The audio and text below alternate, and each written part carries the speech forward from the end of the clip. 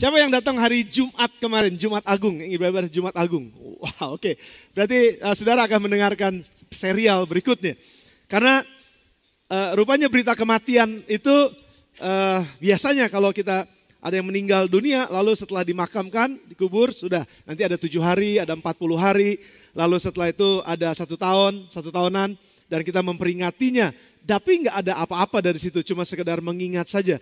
Tetapi syukur kepada Tuhan, pada pagi hari ini, karena kita merayakan Yesus nggak cuma sekedar mati, dikuburkan, tapi dia bangkit pada hari yang ketiga. Dan berita ini adalah berita yang mungkin jadi satu berita yang udah biasa gitu. Ini seperti orang Kristen memang memberitakan, atau orang Kristen memang merayakan hari kebangkitan Tuhan Yesus. Dan saya sangat setuju bahwa hari kebangkitan Yesus seharusnya dirayakan lebih besar daripada hari kelahirannya. Sudah setuju gak? Siapa yang mau mati dan dibangkitkan angkat tangan? Saya mau. Siapa yang mau mati dan dibangkitkan? Oke, siapa yang gak mau mati? Semua saya yakin juga gak mau mati. Tapi kita mati, tapi ada pengharapan bahwa kita akan dibangkitkan. Jadi kebangkitan itu merupakan hal yang terbesar sebetulnya, yang harusnya kita miliki sebagai harapan kita, sebagai satu kebenaran yang harus kita percaya dan kita pegang. Karena itu firman Allah sendiri yang katakan, dan Yesus sendiri yang katakan bahwa akulah kebangkitan dan hidup. Barang siapa percaya kepadaku, dia tidak mati tetapi akan dibangkitkan dan hidup untuk selama-lamanya. Betul, hari Jumat kemarin kan kita udah sama-sama dengar bahwa firman Tuhan katakan bahwa setiap orang akan mati secara tubuhnya. Nah, saya mau lebih lanjut lagi kepada saudara pada pagi hari ini untuk kita sama-sama melihat dari kebenaran firman Tuhan yang saya nggak akan bosan-bosan nyampaikan ini. Saya udah sampaikan ini berpuluh-puluh kali mungkin, berkali-kali saya sampaikan di acara kematian biasanya. Di Sinar Kasih, atau di Gunung Gadung, atau di Sentra Medika, atau di mana aja kalau lagi ada kematian. Dan saya juga ingat bahwa tahun lalu juga saya sampaikan hal yang sama. Cuma saya akan ambil dari sisi yang berbeda. Dan saya berharap bahwa pada pagi hari ini akan banyak jemaat Tuhan yang dalam kondisi mungkin seperti yang dialami oleh para murid, akan dimerdekakan oleh kebenaran atau oleh pengetahuan yang benar bahwa Yesus bangkit dan kebangkitan yang memberikan pengharapan dalam hidup kita. Kebangkitan yang memberikan harapan dalam kehidupan kita. Nah, pertanyaannya begini saudara. Apa bukti kebangkitan Yesus? Oke, udah terbukti banget. Dan itu sudah kita rayakan setiap tahun. Apa buktinya? 1 Korintus pasal 15 ayat yang pertama sampai dengan ayat yang ke-8. 1 Korintus pasal 15 ayat pertama sampai dengan ayat yang ke-8. Rasul Paulus yang menuliskannya ini saudara. Dia bilang begini, dan sekarang saudara-saudara, bisa dikecilin sedikit ininya, monitornya, karena akan jadi feedback. Dan sekarang saudara-saudara, aku mau mengingatkan kamu kepada Injil yang aku beritakan kepadamu dan yang aku terima. Dan yang di dalamnya kamu teguh berdiri. Aku mengingatkan kamu. Ulangi sedikit lagi. Balikin dulu sebentar ayat yang pertama. Aku mau mengingatkan kepada kamu. Injil ini harus selalu diingatkan. Kalau enggak kita lupa. Injil ini harus selalu diingatkan. Kalau enggak kita bisa jadi seperti jadi biasa aja. Tapi Injil ini aku ingatkan kepada kamu katanya. Aku beritakan kepada kamu dan kamu terima. Dan di dalamnya kamu teguh berdiri. Mari kita akan teguh berdiri berpegang pada kebenaran hari ini. Ayat yang kedua saudara lihat. Oleh Injil itu kamu diselamatkan. Asal kamu teguh berpegang padanya. Seperti yang telah kuberitakan kepadamu. Kecuali kalau kamu telah menjadi sia-sia menjadi percaya. Ayat yang ketiga. Sebab yang sangat penting. Nah ini dia saudara. Saudara harus pegang ini. Yang sangat penting. Dari semua yang penting, ini yang sangat penting. Yang lainnya penting, tapi ini yang sangat penting. Telah kusampaikan kepadamu. Apa yang sangat penting? Yaitu apa yang telah kuterima sendiri, ialah bahwa Kristus telah mati. Kemarin Jumat kita rayakan. Karena dosa-dosa kita sudah belajar itu hari Jumat. Sesuai dengan kitab suci. Ayat yang keempat. Bahwa ia telah dikuburkan. Setelah dia mati, dia dikuburkan. Dan bahwa ia telah katakan sama-sama dengan saya. Dan bahwa ia telah dibangkitkan pada hari yang ketiga sesuai dengan kitab suci. Ayat yang kelima sudah lihat. Perhatikan baik-baik. Bahwa ia telah menampakkan diri kepada Kefas, Petrus. Dan kemudian kepada ke-12 muridnya. Terus? Sesudah itu ia menampakkan diri kepada lebih dari berapa saudara? 500 saudara sekaligus. Di kita kalau di sini ada 1.400, 1.500-an, berarti di sini lebih banyak menyaksikan. Ini 500 orang sekaligus. Kebanyakan dari mereka masih hidup sampai pada saat Paulus menuliskan surat ini, sampai sekarang katanya. Tetapi beberapa di antaranya udah meninggal, betul. Ayat yang ke-7. Selanjutnya ia menampakkan diri kepada Yakobus, kemudian kepada semua rasul, dan ayat yang ke-8 sudah perhatikan. Yang paling akhir dari semuanya, ia menampakkan diri juga kepadaku, sama seperti kepada anak yang lahir sebelum waktunya. Apa buktinya bahwa Yesus dibangkitkan? Paling tidak ada 4 yang Paulus tuliskan. Yang pertama, dia katakan kitab suci yang bicara. Nah saudara, kalau kita bicara tentang kitab suci, siapa yang berani langgar kitab suci? Dan kitab suci adalah kitab yang dipegang oleh banyak orang percaya. Dan kalaupun kitab ini menuliskan kebohongan, artinya orang percaya nggak akan mau percaya, orang pintar nggak akan mau percaya, sejarawan nggak akan mau percaya. Apa yang tertulis, karena ini semua sejarah, ini kebenaran, pernah hidup, Yesus pernah hidup, bukan legend atau bukan hikayat atau bukan cerita dongeng. Yesus pernah hidup, kitab suci mencatatnya. Dia pernah hidup. Dan kitab suci nggak mungkin bohong. Bukti yang pertama. Tapi mungkin ada orang yang bilang gini, itu kan kitab sucinya buat orang Yahudi, kitab sucinya buat orang Kristen. Tapi gak apa-apa, yang kedua, para rasul katanya. Para rasul menyaksikan, yang pertama Petrus, lalu ke-12 muridnya yang lain. Loh, itu kan murid-muridnya. Oke, kita lihat aja bagaimana mereka mempertahankan iman mereka, percaya mereka kepada Yesus. Dan begitu mereka katakan sesuatu yang luar biasa, sampai pada akhirnya pada begitu banyak orang percaya pada saat itu. Petrus khotbah 1 kali 3.000 orang diselamatkan. Nah, tapi ada juga yang bilang, masih ada yang bilang begini, iya tapi kan itu kan murid-muridnya. Oke, kalau begitu Paulus bilang begini, dia juga menampakkan diri kepada 500 orang sekaligus. Dan ada banyak di antara mereka yang masih hidup sampai hari ini waktu dia tulis. Artinya waktu Paulus tulis, kalaupun dia berbohong nulis seperti itu, kalaupun para rasul-rasul, Petrus semua teman-teman yang ngebohong pada saat itu, ataupun kitab suci pada saat itu, tapi ada 500 orang yang masih hidup pada saat itu. Maksudnya Yesus menampakkan kepada 500 orang dan beberapa dari antara mereka masih hidup pada saat itu, masa ngebohong? Waktu itu belum ada Twitter, waktu itu belum ada Instagram, waktu itu belum ada Pet, waktu itu belum ada Snapchat, waktu itu belum ada macam-macam saudara. Tapi ada yang menyaksikan dan sampai hari itu Paulus nulis masih ada yang hidup. Beberapa memang sudah mati. Tapi kalaupun kamu betul-betul masih belum percaya juga, udah ada keterlaluan banget deh kamu. Aku yang terakhir, kata Paulus. Aku yang menyaksikan betul-betul kebangkitannya. Sekarang, siapa Paulus? Dia nuliskan sebenarnya di ayat-ayat berikutnya saudara. Bagaimana Paulus hidup memperlihatkan atau mempertontonkan keyakinan yang begitu kuat terhadap kebangkitan dari orang mati. Paulus begitu percaya ada kebangkitan dari antara orang mati. Apa buktinya? Ini bukan cuma sekedar filsafat. Ini bukan cuma sekedar omongan-omongan di pasar atau di kedai kopi, saudara. Tapi ini adalah keyakinan yang begitu kuat dari Paulus. Seorang yang dulu menganiaya jemaat Yesus. Begitu jahatnya dia, begitu kejam hidupnya. Dia gak mau tahu, pokoknya dia mempertahankan yang dia anggap benar. Kristen bunuh sama dia, Kristen masuk penjara. Tetapi pada saat itu Paulus katakan, enggak, aku nih yang terakhir menyaksikan bagaimana Yesus itu bangkit. Dia sendiri yang bicara kepadaku, Yesus yang bicara kepadaku. Makanya aku hidup kayak sekarang nih. Saudara bisa lihat apa yang dia tuliskan selanjutnya. 1 Korintus pasal yang ke-15. Saya mau tunjukkan dulu kepada saudara, ini penting banget. 1 Korintus 15 ayat 30 sampai dengan 32 bilang, kalau memang enggak ada kebangkitan, ini yang Paulus katakan nih.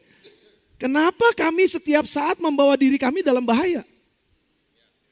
Kalau memang gak ada kebangkitan, ngapain juga gue capek-capek gitu. Ngapain sampai akhirnya, kalau di dalam ayat selanjutnya dibilang, saudara-saudara tiap-tiap hari ini saya berhadapan dengan maut. Setiap hari. Saya dihadapin sama binatang buas. Setiap hari saya dihadapin sama orang-orang yang mau membunuh saya. Demi kebanggaanku akan kamu dalam Kristus Yesus Tuhan kita. Aku katakan bahwa hal ini benar. Ayat yang ke-32. Kalau hanya berdasarkan pertimbangan manusia saja, contoh nih misalnya, ya cuman buat pelayanan doang lah, cuman buat nyeneng-nyenengin diri lah, melayani Tuhan. Ya cuman buat sekedar jadi orang Kristen aja lah, menurut pertimbangan manusia. Nggak punya dasar yang kuat untuk menjadi orang Kristen. Cuman sekedar ya karena istri saya udah jadi Kristen, ya saya jadi Kristen. Ya karena memang banyak anak-anak saya jadi Kristen, ya saya juga ikut jadi Kristen. Hanya pertimbangan manusia saja. Aku udah berjuang melawan binatang buas di Efesus. Jadi apa gunanya nyerahin hidup sampai mati kalau aku nggak percaya ada kebangkitan? Saudara yang bersama dengan saya katakan yes. Jika orang mati tidak dibangkitkan, kata Paulus, kalau gitu kita makan aja oji di depan. Kita makan aja mie ayam di sebelah. Kita makan minum sebab besok kita juga mati dan gak ada apa-apanya. Udah senang-senang aja, ngapain duduk di gereja? Udah senang-senang aja, ngapain juga kita beribadah? Udah senang-senang aja, ngapain saya harus berjuang sedemikian rupa mempertahankan iman saya sampai nanti saya mati. Kalau saya mati gak ada kebangkitan, percuma semua yang saya percaya. Kenapa saya begitu jadi, maafkan saya pakai kata ini, saya jadi kayak orang gila kata Paulus. Kita udah bahas, saudara, ada begitu banyak. Dia ngalamin karam kapal, dia dilemparin sama batu, dia dicambuk untuk mempertahankan iman, untuk memberitakan berita sukacita ini bahwa ada kebangkitan dari antara orang mati. Kalau nggak ada kebangkitan, ngapain kita duduk di sini? Itu yang dia lagi bilang, saudara. Gimana dong prosesnya kalau begitu? Saya senang sekali saudara tanya, gimana cara orang bangkit? Gini caranya. 1 Tesalonika pasal yang keempat. Ayat yang ke-13 sama dengan ayat yang ke-18. Saudara excited pagi ini? Senyum dulu, lihat bilang begini, saya akan dibangkitkan gitu. Saya akan dibangkitkan. Saya begitu percaya bahwa saya akan dibangkitkan. Saya begitu percaya Koferdi di sana akan dibangkitkan. Saya begitu percaya walaupun gak hari ini dia dibangkitkan. Tapi nanti dia akan dibangkitkan karena ini ayatnya saudara. Selanjutnya, Paulus juga yang nulis saudara. Kami gak mau saudara bahwa kamu tuh gak ngerti tentang mereka yang meninggal. Kamu mesti ngerti nih tentang siapa yang meninggal, siapapun. Saat ini ada di Sinar Kasih, Koferdi, Pendeta Ferdi Wiradharma meninggal. Aku mau kata Paulus supaya kamu ngerti nih kebenarannya. Kamu jangan berduka cita seperti orang-orang lain yang tidak mempunyai pengharapan. Karena kita punya pengharapan bahwa orang mati di dalam Yesus akan dibangkitkan. Kita punya pengharapan itu. Ini yang aku lagi beritakan kata Paulus. Ayat yang ke-14 saudara lihat. Karena jikalau kita percaya bahwa, baca sama-sama dengan saya. 1, 2, 3. Karena jikalau kita percaya bahwa Yesus telah mati dan telah bangkit. Maka kita percaya juga bahwa mereka yang telah meninggal dalam Yesus akan dikumpulkan Allah bersama-sama dengan, udah mulai haredang. Saya dengar. Ini saya suka banget sama ini, saya gak tahan. Makanya kenapa judul khotbah kita saya jadi lupa bilang judulnya. Heaven cannot wait. Saya juga gak bisa sabar nih sampai kepada, ini mesti kasih tahu nih sama saudara nih. Saya gak sabar, heaven, sorga juga gak sabar mau ngasih tahu ini sama saudara. Jadi kalau kita percaya bahwa Yesus mati, dia dibangkitkan, maka kita yang percaya bahwa Yesus telah mati dan telah bangkit itu, kita juga percaya bahwa nanti kalau kita mati atau mereka yang sudah mati duluan di dalam Yesus, lihat nih saudara, hari Jumat kemarin saya bilang, kalau kita dicubit ini sakit gak? Siapa yang rasa sakit? Jumat tuh pelajarannya Jumat. Kita rasa sakit, tubuh kita sakit, kita ngerasa katanya tubuh kita sakit. Tapi waktu kita mati ada di peti mati, itu yang saya bilang kemarin, saya cubit si Koferdi, dia diam aja. Tadi mau pegang hidungnya gitu, dia pasti diam aja saudara. Jadi kalau rasa sakit, siapa yang rasa sakit? Oh, tubuhnya ada di situ kok. Berarti ada yang ngerasain sakit, betul apa enggak saudara? Dan itu ada di dalam tubuhnya. Dan waktu itu keluar dari tubuhnya, dia apain juga dia jadi gak sakit, padahal tubuhnya kan sama. Jadi ada hidup di dalam manusia, di dalam tubuh manusia ini ada kehidupan. Dan itu disebut dengan roh dan jiwanya waktu itu keluar Tuhan tarik, Tuhan ambil. Atau malaikat maut ambil gitu kira-kira. Karena bisa Tuhan, bisa malaikat maut, bisa mana aja. Tapi kalau kita yang percaya Tuhan yang ambil, Tuhan yang pegang. Nah ini dibilang gitu saudara, itu yang ayat yang tadi tolong tampilin. Jadi waktu kita mati atau orang percaya nanti mati, meninggal dalam Yesus, itu bukan tubuhnya ini nih. Bukan tubuh yang ini yang dikumpulkan bersama dengan Yesus. Tapi yang gak kelihatan itu tadi. Roh dan jiwanya dibilang itu akan dikumpulkan Allah bersama-sama dengan Yesus. Jadi, Ko Ferdi, siapa sudah sebutin keluarga saudara yang sudah meninggal di dalam Yesus? Mereka semua lagi ngumpul sama Yesus. Lagi makan bakmi, lagi kongkow, lagi ngopi, lagi tos-tosan, lagi keketawaan. Sementara kita di sini lagi nyanyi-nyanyi, mereka juga nyanyi-nyanyi. Sementara kita di sini lagi ngerayain Yesus, mereka udah lihat Yesus. Tapi ayat selanjutnya sudah bilang, coba lihat lagi ayat selanjutnya. Ayat selanjutnya, ayat yang ke-15. Nah, ini kami katakan kepadamu dengan firman Tuhan, kata Paulus. Kita yang hidup, yang masih tinggal sampai kedatangan Tuhan. Ini kita nih yang hidup, yang tinggal nanti sampai kedatangan Tuhan yang kedua kali. Sekali-kali gak akan mendahului mereka yang udah ngumpul di sana. Gak akan. Kenapa? Karena dibilang mereka yang ngumpul di sana nanti, ayat selanjutnya yang ke-16. Dibilang sebab waktu tanda diberi, nanti akan ada tanda itu waktu penghulu malaikat berseru dan sangkakala Allah berbunyi. Dengar. Maka Tuhan sendiri, Yesus sendiri akan turun dari sorga dan mereka yang mati dalam Kristus akan ngikut lebih dulu bangkit. Lebih dulu bangkit. Ikutan sama Yesus. Ngapain? Ayat 17. Sesudah itu kita yang hidup yang masih tinggal nih, kita nih semua akan diangkat bersama-sama. Makanya jangan berat-berat badannya. Akan diangkat bersama-sama dengan mereka dalam awan. Wah bohong, enggak, tenang aja. It's okay. Badan saudara mau beratnya seperti apa, entengnya seperti apa. Tubuh kita akan diubah menjadi seperti tubuhnya Kristus yang bisa terangkat ke sorga.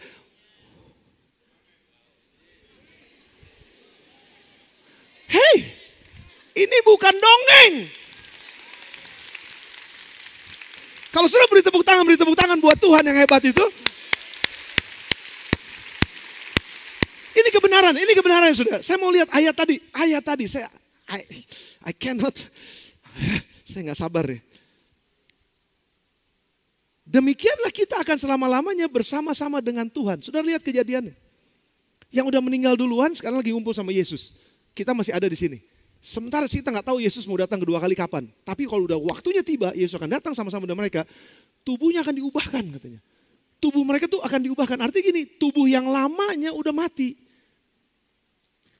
Ko Ferdi besok tuh dikremasi. Badannya habis.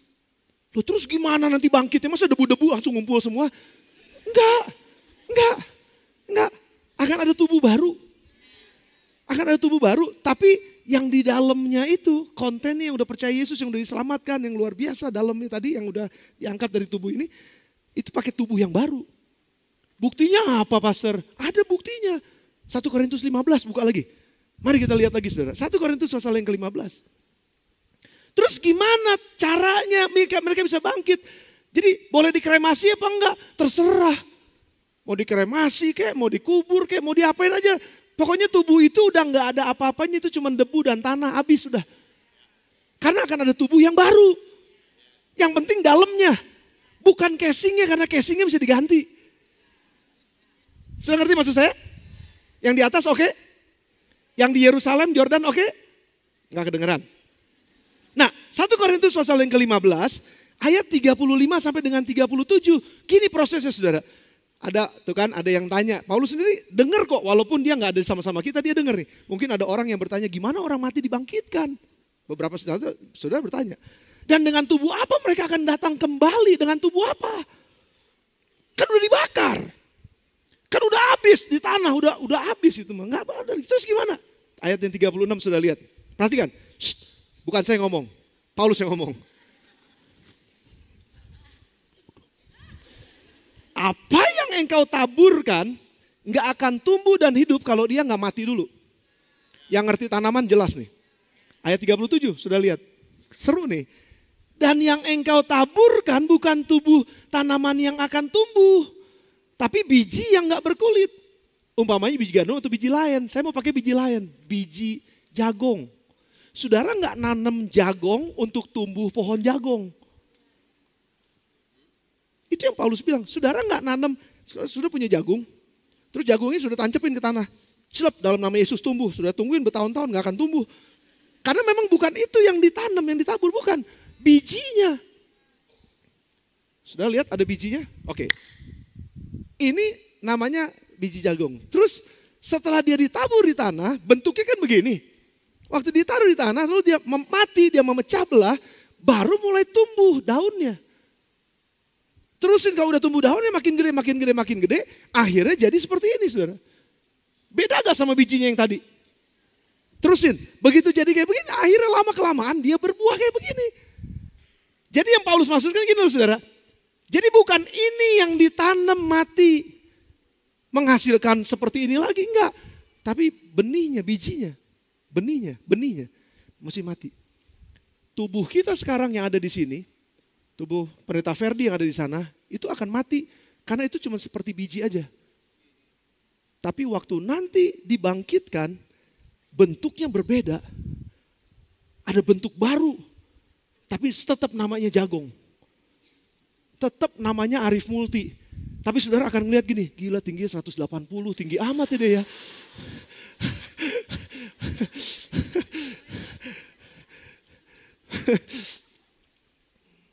Betul saudara?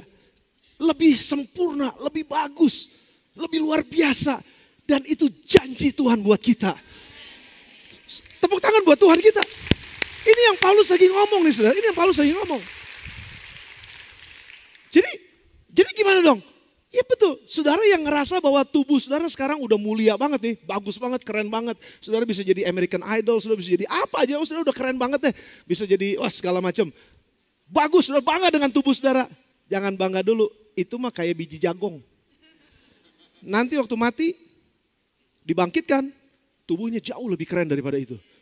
Tubuhnya kayak seperti Yesus sesudah dibangkitkan. Tiba-tiba dia bisa nyelonong masuk, keluar. Walaupun ditutup semuanya, dia tiba-tiba bisa ada di dalam. Kenapa? Tembus tembok. Ini bagian side readingnya aja saudara. Maksud saya begini, bukan itu yang kita cari. Tapi yang kita cari adalah keyakinan bahwa setelah kematian ada kebangkitan. Dan itulah kebenarannya. Itulah kebenarannya saudara. Jadi saudara gak perlu takut. Kita memang gak perlu takut mati jadinya. Walaupun kita gak mau mati. Tapi kalaupun harus mengalami kematian, I don't care anymore. Gak apa-apa lah kalau mati-mati pun. Itu makanya Paulus kenapa dia bilang gini, aku gak takut. Walaupun setiap hari aku dihadapkan sama binatang buas, aku dipecut, aku hampir mati. Setiap kali aku dihadapkan pada sesuatu yang bahaya. Karena hidup bagiku adalah Kristus, mati adalah keuntungan. Dan gak ada yang membuat aku jadi susah. Kalaupun aku mati, toh nanti aku akan bangkit juga. Aku gak akan kemana-mana. Sudah jangan takut mati jadinya. Karena di dalam Yesus ada kebangkitan. 1 Korintus 15 ayat 40 kalau saudara lihat. Saya hanya melengkapi ini saja.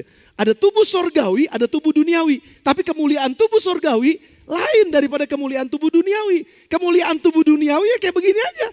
Saudara udah ngelihat saya keren banget kan? It's okay.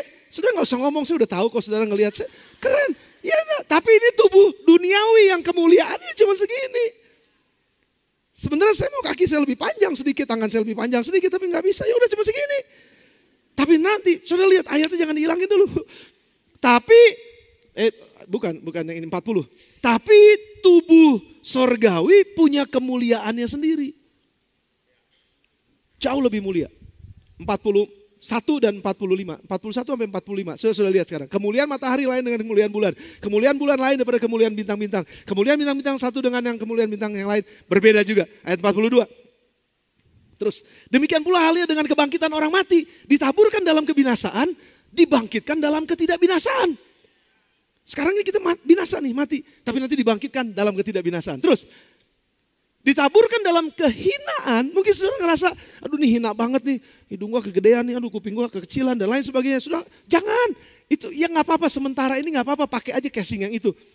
Ditaburkan dalam kehinaan karena kita tahu nanti dibangkitkan dalam kemuliaan. Ditaburkan dalam kelemahan. Mungkin saudara ada yang bilang begini, Tuhan saya gak disembuh-sembuhin sampai dengan hari ini. Saya percaya tetap ada kesembuhan ilahi bisa terjadi sampai dengan hari ini. Saya tetap percaya itu. Saya percaya, tapi kalaupun Tuhan bilang, no, saya mau penyakitmu akan memuliakan Tuhan. Sudah siapkan dengan itu? Karena dibilang ditaburkan dalam kelemahan, tapi engkau satu saat akan dibangkitkan dalam kekuatan.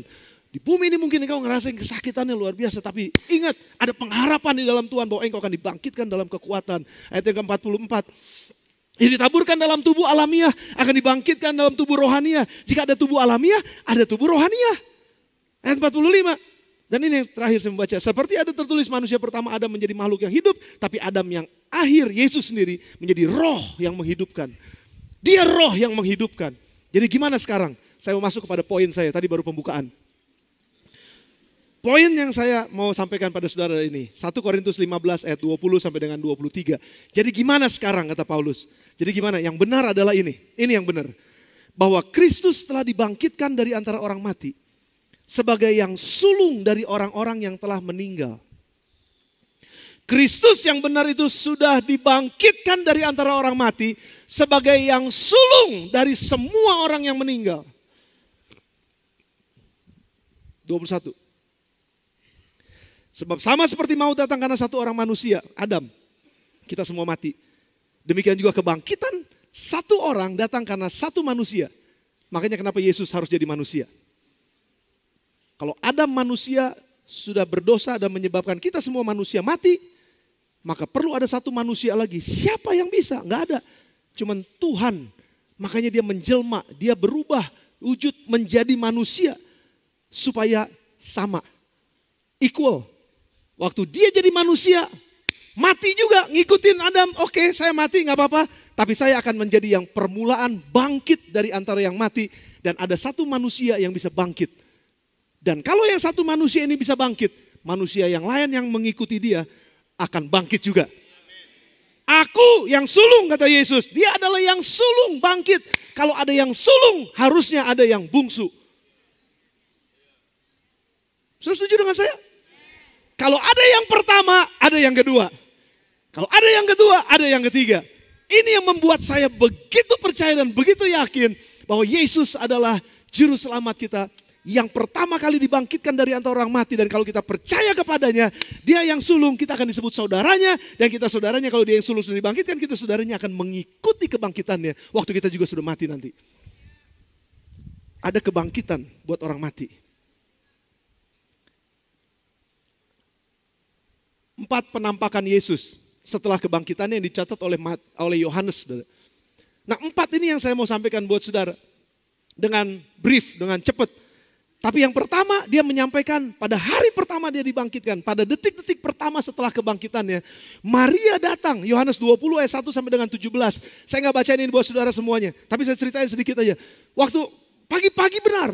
Maria yang ngerasa sepertinya aduh udah kehilangan Yesus. Yesus sudah mati. Itu dia sahabat yang baik, dia saudara yang baik. Dia aduh Tuhan yang dia sembah. Tuhan yang dia percaya. Tuhan yang kayaknya udah deket banget. Udah kayak keluarga itu. Kehilangan, Maria kehilangan.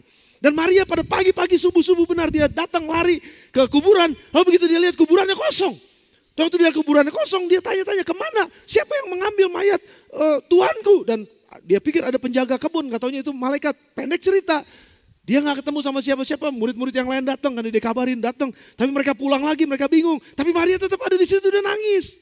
Dan dia tetap tunggu. Ini karakternya Maria. Tukang nungguin Tuhan. Orang yang menanti-nantikan Tuhan akan mendapatkan Tuhan. Murid yang lain udah lari pulang, tapi Maria tetap menanti-nantikan. Oh Tuhan, kemana engkau? Dan tiba-tiba Yesus menampakkan diri kepadanya, ayat yang ke-17. Yohanes pasal yang ke-20 ayat yang ke-17, saudara lihat. Lalu Yesus nepok dia katanya, jangan engkau memegang aku. Karena waktu itu, waktu Maria nangis, Yesus berdiri di sebelahnya. Nyariin siapa gitu. Lalu si Maria dipikir ini tukang kebun. Nyariin Yesusku, kayak diambil orang. Kamu lihat gak? Begitu ngelihat, oh Rabuni katanya. Guru, ternyata Yesus. Lalu Yesus, begitu dia mau dipegang sama Maria, Yesus bilang gini, jangan engkau pegang aku dulu. Sebab aku belum pergi kepada Bapa. Tapi pergilah kepada saudara-saudaraku. Catat kata itu. Pergilah kepada saudara-saudaraku. Yesus gak bilang, pergilah kepada murid-muridku. Pergilah kepada saudara-saudaraku. Karena aku yang sulung. Kakakmu udah bangkit. Sekarang engkau pergi kepada saudara-saudaraku. Dan saudara-saudaraku, kalau aku sebut mereka saudara-saudaraku, dan aku sebut aku yang sulung bangkit dari antara orang mati, maka saudara-saudaraku pun nanti kalau mati, kalian akan dibangkitkan seperti aku dibangkitkan. Dan katakan kepada mereka bahwa aku akan pergi kepada Bapakku dan Bapakmu. Yesus mengidentifikasikan dirinya sebagai saudara-saudara kita. Sebagai saudaranya kita semua. Poin saya yang terakhir hari Jumat adalah the blood of Jesus identifies us as a family of God. Darahnya Yesus mengidentifikasikan kita sebagai anggota keluarganya Allah. Dan Yesus sendiri sekarang bilang, engkau saudara-saudaraku semuanya. Dan kalau aku mati dan aku dibangkitkan, kalau engkau saudaraku, kalau engkau semuanya adalah percaya kepadaku, pengikut aku, maka engkau semuanya juga kalau mati akan dibangkitkan seperti aku dibangkitkan. Krisis kepercayaan atau karena kehilangan orang yang sangat dicintainya. Yesus datang pada saat itu. Yesus yang pertama menampakkan diri kepada Maria sebagai seorang yang memiliki krisis kehilangan orang yang dipercaya, kehilangan orang yang dicintai. Kalau pagi ini ada di antara saudara dimanapun saudara duduk pada pagi hari ini, dan engkau sedang mengalami krisis kehilangan orang yang engkau cintai, ketahuilah kebangkitan Yesus akan datang kepadamu, kuasa kebangkitannya akan datang kepadamu. Dan akan memberikan keyakinan kepada engkau pada pagi hari ini bahwa engkau tidak pernah ditinggalkan sendirian. Karena Yesus bangkit. Karena Yesus ada di sana. Dan dia mau mengajak kita, dia mau membawa kita kepada satu yang disebut dengan keluarga Allah yang gak akan pernah meninggalkan kita. Yohanes 14 ayat yang ke-18 katakan, aku tidak akan meninggalkan atau membiarkan engkau menjadi yatim piatu. Aku akan datang kembali kepadamu, kata Yesus. Engkau gak akan pernah sendirian. Karena aku bangkit, engkau gak akan pernah ngerasa sendirian lagi. Aku gak akan pernah tinggalkan engkau sekalipun. Karena aku akan kirimkan roh, ayat 16. Aku akan mengirimkan penolong yang lain. Yaitu Roh Kudus yang akan menyertai engkau senantiasa sampai pada akhir zaman. Engkau gak akan pernah sendirian karena Yesus bangkit. Saya gak tahu bicara kepada siapa. 1-2 orang di tempat ini mungkin. Atau di tempat yang lain. Yang sedang merasakan kehilangan orang yang saudara kasihi. Ketahuilah engkau gak akan pernah kehilangan Yesus. Karena Yesus bangkit dan Yesus mau masuk dalam kehidupanmu. Yesus mau memberikan penghiburan buat engkau. Yang kedua, Yesus menampakkan diri kepada murid-muridnya. Yohanes 20 ayat 19 sampai dengan ayat yang ke-23. Itu yang saya ceritakan tadi. Yohanes pasal yang ke-20 ayat yang ke-19 sampai dengan ayat yang ke-23. Ketika hari sudah malam pada hari Minggu pertama berkumpullah murid-murid di satu tempat. Dengan pintu-pintu yang terkunci dan mereka takut kepada orang-orang Yahudi. Pada waktu itu datanglah Yesus dan berdiri di tengah-tengah mereka dan berkata, damai sejahtera bagimu. Ayat 20. Dan sesudah berkata demikian ia menunjukkan tangannya dan lambungnya kepada mereka. Dan murid-murid itu bersuka cita ketika mereka melihat Tuhan. Ayat 21. Dan Yesus berkata sekali lagi, damai sejahtera bagimu. Sama seperti Bapa mengutus aku, demikian juga sekarang aku mengutus kamu. Dan ini yang paling penting ayat 22 kalau saudara lihat. Dan sesudah berkata demikian, ia menghembusi mereka dan berkata, terimalah Roh Kudus. Terimalah Roh Kudus.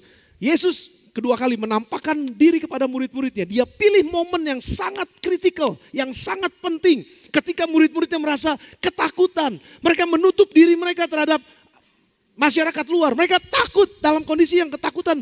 Ini jangan-jangan kita disangkain bahwa kita yang ambil Yesus. Jangan-jangan kita nanti disangkain bahwa kita lah yang mencuri mayatnya Yesus. Kita sembunyi, mereka tutup semua pintu. Nggak berani terbuka terhadap siapapun. Saya mau katakan ini pada saudara. Siapapun di tempat ini. Mungkin ada yang sedang mengalami krisis ketakutan. Dan saudara menutup pintu kehidupan saudara. Dan saudara gak berani terbuka pada orang lain karena saudara takut dikecewakan. Karena mungkin saudara takut memulai sebuah hubungan yang baru. Karena saudara udah begitu banyak disakiti. Saudara udah begitu banyak dilecehkan. Saudara udah begitu banyak dimarahin sama orang. Saudara udah begitu banyak kepahitan. Dan saudara bilang, aku gak mau lagi buka hidupku. Aku tutup hidupku. Aku gak mau lagi keluar dari kehidupanku. Udah aku begini aja. Saudara engkau terkurung di satu tempat di dalam roh ketakutan. Tapi pada pagi hari ini karena ada Yesus yang bangkit, dia mau menampakkan diri kepadamu. Dan dia mau katakan begini, damai sejahtera bagimu. Kalau engkau takut untuk menghadapi masa depanmu sekarang, engkau tutup dirimu dan engkau gak bisa lihat lagi masa depanmu. Dan engkau gak berani lagi melangkah bahkan karena engkau takut keluar dari zona nyamanmu. Tuhan mau katakan gini, seperti aku mengutus, Bapa mengutus aku, sekarang aku utus kamu, keluar. Jangan takut, damai sejahtera-Ku kuberikan padamu dan roh-Ku akan menyertai engkau. Dalam nama Yesus, kalau engkau ada yang pada saat ini dalam pintu ketakutan dan engkau sembunyi di baliknya, Tuhan mau membebaskan engkau pada pagi hari ini. Tuhan mau lepaskan engkau pada pagi hari ini. Ada harapan di dalam kebangkitan Yesus. Ada kemenangan di dalam bangkitan Yesus sementara kita hidup dalam dunia ini. Itu penampakan Yesus yang kedua. Yang ketiga, dia menampakkan diri kepada Thomas. Yohanes pasal yang ke-20 ayat 24 sampai dengan ayat yang ke-29. Tapi Thomas seorang ke-12 dari murid tersebut yang disebut dengan Didimus. Gak ada bersama-sama dengan mereka ketika Yesus datang ke situ. Ayat 25. Maka kata murid-murid yang lain kepadanya, kami telah melihat Tuhan. Tapi Thomas berkata kepada mereka, ini sinis. Dan ngomongnya rada sinis. Sebelum aku melihat bekas paku pada tangannya. Dan sebelum aku mencucukkan jariku ke dalam bekas paku itu dan mencucukkan tanganku dalam lambungnya. Aku gak akan percaya sekalipun. Aku nggak percaya. Sudah lihat, Yesus menampakkan diri juga pada saat itu kepada Thomas, seorang yang sedang mengalami krisis kepercayaan. Saya bisa rasain kok. Waktu saya baca ini, saya renungkan ini, saya bisa rasain. Ada banyak orang yang kecewa karena pengharapannya begitu besar. Tapi dia nggak bisa lihat pengharapannya jadi kenyataan. Taruh ekspektasi yang begitu tinggi, tapi kecewa. Saudara kecewa kepada suami saudara, saudara kecewa kepada istri saudara, saudara kecewa karena saudara taruh pengharapan yang begitu besar. Sama seperti Thomas menaruh pengharapan yang begitu besar kepada Yesus sebagai Mesias, sebagai Raja yang akan datang, Raja Israel. Tapi pada saat itu Yesus mati dan Yesus dikuburkan.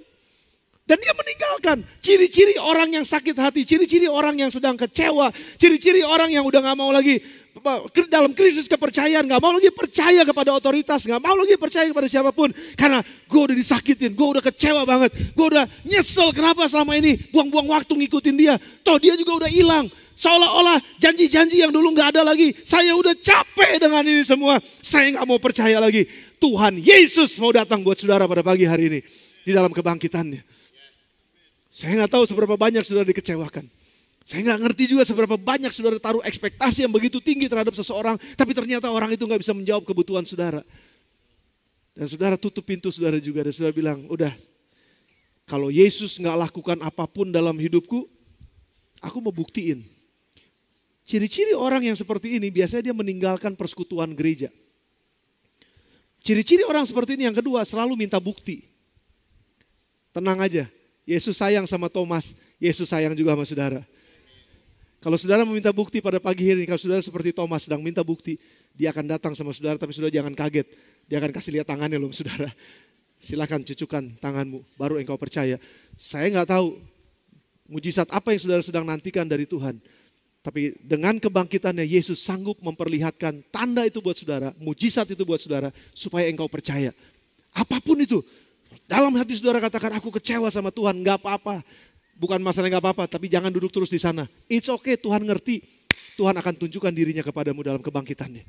Dan engkau akan merasakan, engkau akan melihat bagaimana Tuhan akan membuat dirimu terbuka, membuat dirimu percaya, membuat dirimu yakin lagi bahwa sungguh Tuhan inilah yang aku nanti-nantikan. Sungguh Tuhan inilah yang gak pernah mengecewakan. Saudara, saya mau yakinkan pada saudara, bahwa Yesus akan datang kepada saudara pada pagi hari ini. Kalau sementara saudara ada dalam krisis kepercayaan. Yang terakhir saudara, dia menyatakan dirinya kepada Petrus dan teman-temannya yang lain. Yohanes pasal 21 ayat 1 sampai dengan ayat yang ke-14. Cerita mengenai bagaimana Petrus dan teman-temannya setelah kematian Yesus kembali lagi kepada pekerjaan mereka yang lama. Padahal Yesus sudah panggil mereka, mari ikut aku akan jadikan kamu penjala manusia. Dari penjala ikan menjadi penjala manusia. Ada identitas yang baru. Ada panggilan yang baru dalam kehidupanmu. Tapi pada saat itu karena sepertinya harapan mereka hancur. Harapan mereka sepertinya habis. Udah gak ada harapan lagi yang bisa kami terima. Karena Yesus yang kami percaya itu sudah mati. Dan pada saat seperti itu krisis. Di mana mereka ngalamin identitas mereka nih. Saya ini siapa jadinya? Saya itu mau kemana jadinya? Saya nggak ngerti. Kayaknya saya udah kehilangan semua. Saya jadi nggak ngerti saya mesti kemana. Krisis identitas. Krisis tujuan hidup. Krisis harapan. Dan orang-orang yang seperti ini pada pagi hari ini juga saya ingin bicara kepada saudara. Ada firman Tuhan buat saudara. Bahwa Yesus akan menampakkan dirinya juga kepada saudara. Orang-orang yang merasakan sepertinya. Saya udah kehilangan arah nih. Saya udah nggak tahu mesti kemana lagi. Tuhan mau pegang tangan saudara dan dia mau memberikan pengharapan yang baru lagi buat saudara. Di tengah-tengah hari kebangkitan yang sedang kita rayakan. Saya nggak tahu seberapa banyak di antara saudara mau membuka hati saudara. Saya nggak tahu seberapa banyak di antara saudara yang mau datang kepada Tuhan dan bilang begini, Tuhan, setelah mendengar firman ini, Roh Kudus sudah bicara. Dan Roh Kudus udah katakan sesuatu, aku mau taat. Kalau ada di antara saudara yang ngalamin seperti dalam krisis-krisis seperti yang murid-murid sedang alamin. Pagi ini ada berita bahagia buat saudara. Yesus mau datang kepada saudara, menampakkan dirinya buat saudara. Dan akan membawa saudara kepada satu kemenangan demi kemenangan yang saudara sebelumnya nggak pernah pikir. Tapi dia sudah sediakan itu buat saudara. Poin saya yang pertama, kebangkitan itu nyata. Kebangkitan itu bukan hal yang bohong. Kebangkitan itu bukan hal yang cuma legenda atau cerita yang buat kita seneng-senengin kita aja. No, kebangkitan itu adalah kepastian. Kebangkitan itu adalah kenyataan. Kebangkitan itu ada dalam nama Tuhan Yesus. Dan kalau kita percaya kepada Yesus, kita pun akan dibangkitkan seperti dia dibangkitkan. Yang kedua, kalau ada di antara saudara seperti para murid saat ini dalam keraguan, dalam kebimbangan, dalam ketakutan saudara, dalam ketidakmengertian saudara, dalam harapan-harapan saudara yang terputus pada pagi hari ini. Pada pagi hari ini, kebangkitan Yesus akan memberikan kekuatan pada saudara. Dia akan datang kepada saudara dan memperlihatkan kepada saudara harapan yang saudara punya di dalam Kristus. Hanya karena sekarang kamu belum dapat lihat dan mengerti. Bukan berarti janji Tuhan tidak dapat digenapi. Hanya karena sekarang kamu tidak atau belum dapat melihat dan mengerti tentang hal ini. Bukan berarti janji Tuhan tidak dapat digenapi. Janjinya tetap akan digenapi dalam kehidupan kita. Pertanyaannya saudara mau buka hati apa enggak? Pertanyaannya saudara mau terima dia sebagai Tuhan saudara dan percaya bahwa dia sudah bangkit dan sanggup untuk mengangkat hidup saudara atau enggak? Hanya karena saudara belum lihat, hanya karena mungkin saudara belum ngalamin seperti sekarang ini. Saudara mungkin belum mengerti, bukan berarti janjinya enggak bisa digenapi. Janjinya akan digenapi buat saudara. Dia akan datang kepada saudara dan dia akan menolong saudara. Tundukkan kepala saudara sebentar, datang kepada Tuhan.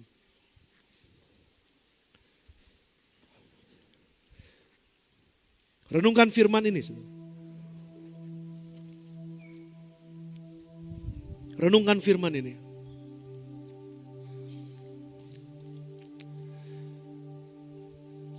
Biarkan Roh Kudus berbicara dalam hati saudara.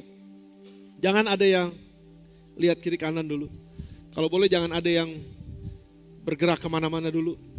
Ini waktu-waktu kritikal yang perlu kita duduk di bawah kakinya Tuhan. Dan biarkan Roh Kudus melakukan bagiannya pada pagi hari ini. Bapak, aku udah nyampein apa yang firman-Mu katakan. Aku udah nyampein Tuhan. Selanjutnya, Engkau yang materaikan.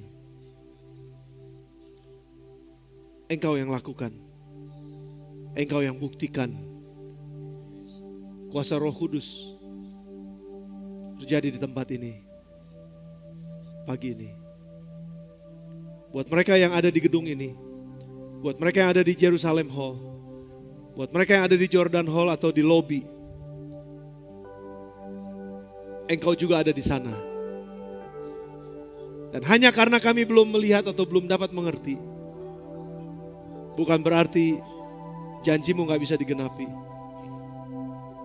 Tolong kami Tuhan untuk bisa percaya dulu. Dan kami akan melihat. Tolong kami Tuhan yang ada di dalam pergumulan krisis dalam hidup kami. Krisis ditinggal oleh orang yang kami cintai. Dan kami gak bisa move on. Kami gak bisa terus jalan maju. Kami sedih, kami sepertinya terpaku di tempat ini. Atau mungkin ada orang-orang yang mengalami krisis. Seperti murid-murid alami. Mereka ketakutan menutup pintu. Tutup semua pintu. Tutup semua kesempatan. Dan gak mau berani keluar dari kehidupan. Karena takut gagal. Karena takut kecewa. Karena takut disakiti. Karena pagi hari ini juga Engkau datang ke sana Tuhan. Dan Engkau menyentuh setiap orang yang mengalami krisis ini. Kalau ada orang-orang yang sedang mengalami krisis kepercayaan. Kayaknya udah gak bisa percaya sama siapa-siapa lagi. Udah pahit banget hatinya, udah sakit. Karena ekspektasinya terlalu tinggi dan gak bisa tercapai. Dan sepertinya kecewa dan meninggalkan persekutuan. Dan pagi ini ada di sini. Mau minta tanda dari Tuhan. Belas kasihan-Mu juga buat mereka Tuhan. Engkau tunjukkan diri-Mu dalam hari kebangkitan-Mu. Kalau ada di antara mereka juga, di antara kami semua di tempat ini, dimanapun kami duduk. Kalau ada yang sedang mengalami krisis identitas, krisis masa depan, krisis pengharapan buat ke depan. Pagi ini juga Engkau akan datang dan menampakkan diri-Mu buat mereka. Dalam nama Tuhan Yesus ini doa kami Tuhan. Ini doa kami. Dalam nama Yesus. Haleluya Tuhan. Haleluya, haleluya. Kau gak pernah gagal Tuhan. Harapan kami pasti di dalam Engkau. Iblis ngelihat kegagalan Yesus menyelamatkan di atas kayu salib. Tapi iblis gak tahu bahwa sebenarnya Yesus bangkit pada hari yang ketiga. Dan Yesus menang. Harapan kami nggak sia-sia di dalam Engkau. Engkau nggak pernah gagal Tuhan, walaupun dunia menganggap bahwa Engkau gagal. Tapi sesungguhnya Engkau nggak pernah gagal. Kami mengucap syukur buat kebangkitan-Mu yang menyatakan bahwa Engkau tidak pernah gagal. Maut, di manakah sengat-Mu? Sengat maut, kematian sudah dikalahkan. Dan pagi ini kebangkitan sudah mengalahkan segala-galanya. Dan kami ada di dalam Engkau. Kami mengucap syukur ada harapan di dalam Engkau. Dalam nama Tuhan Yesus. Dalam nama Tuhan Yesus. Datang kepada Tuhan, saudara. Mari sambil menyembah dia datang kepada Tuhan.